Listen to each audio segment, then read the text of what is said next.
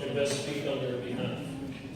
The student nominated was expected to adhere to the following criteria: actively participating in the school community, demonstrating the Catholic graduate expectations in his or her daily actions, attitude, words, and behavior, acting as a positive role model for both his or her peers and the whole student community, demonstrating consistent commitment to his or her personal academic achievements, demonstrating respect for God, self, others, and the environment, demonstrating leadership amongst his or her fellow graduating peers, and therefore best representing the graduating class of 2016.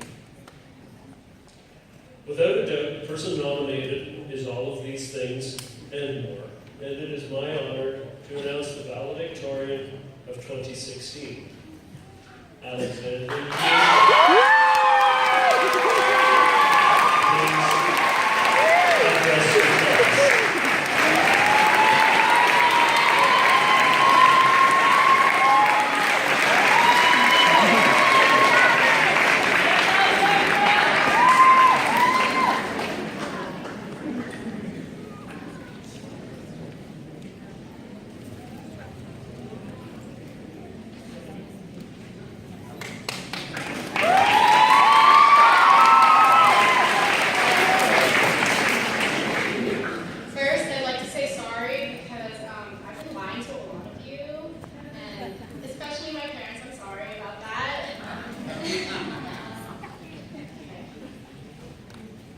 From sports freaks to Ajax, sitting right in front of me is a unique combination of Homo sapiens that all happen to be born in 2002. They also all happen to go to school for a total of about 13,000 hours just for this moment. It's bittersweet, but all things come to an end. Ladies and gentlemen, I present to you St. Bernadette's graduates of 2016.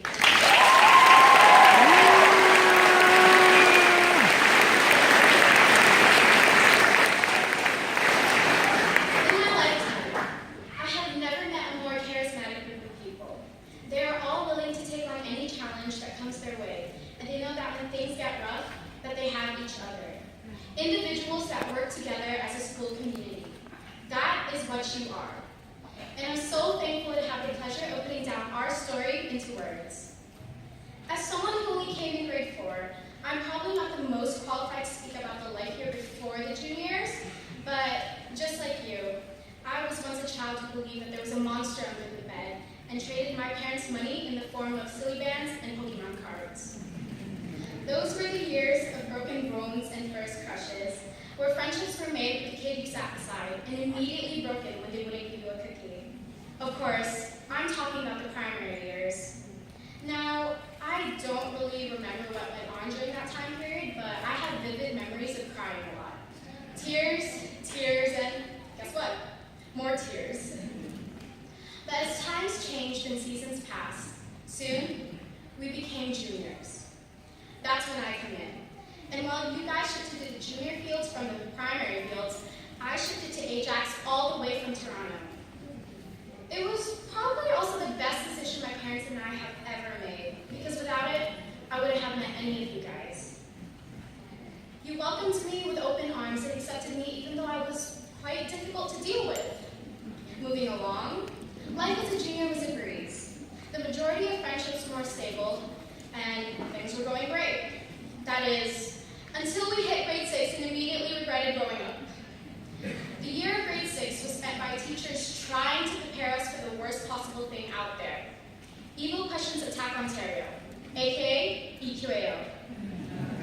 It was pretty stressful and definitely worse than maybe EQAO in grade 3. But us portable people had air conditioning, so we were good during the summer.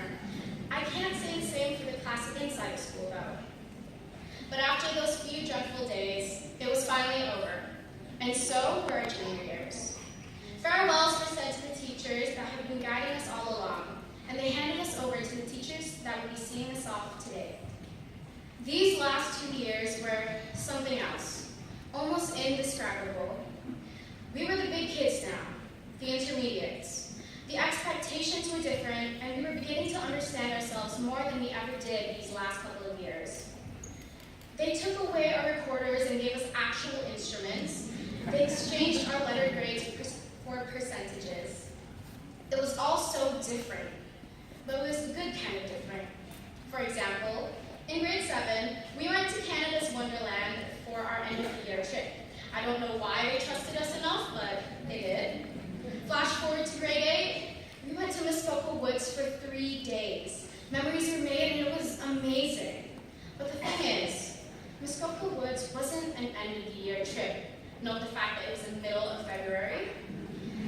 It was our graduation trip, meaning that it was going to be the last time we went on a trip with everyone here and with the teachers we were oh so familiar with.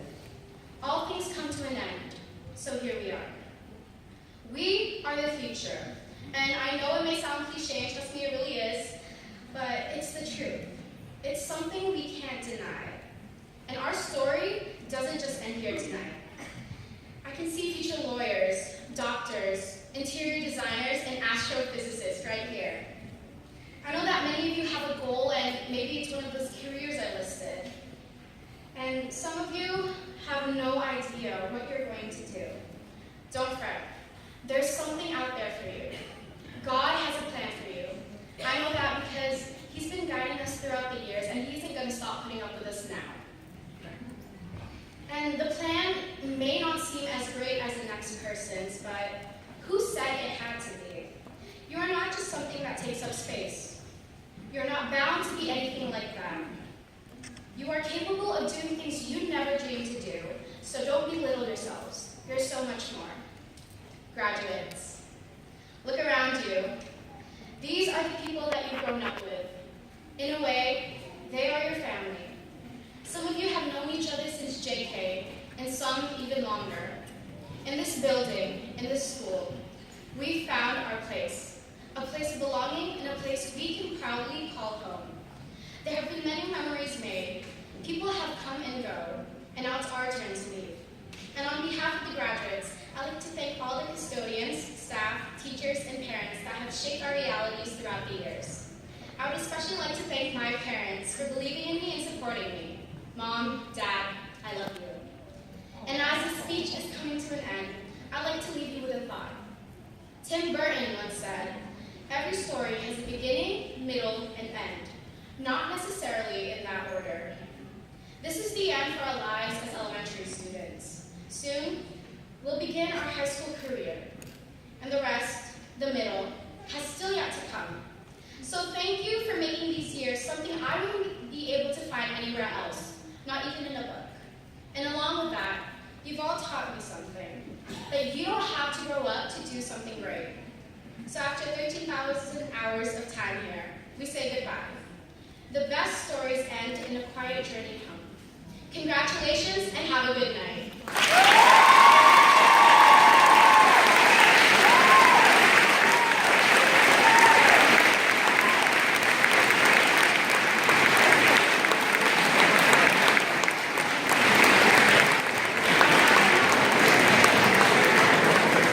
Wow, what a great speaker. Well done, Alexandra. Let's give her another round of applause.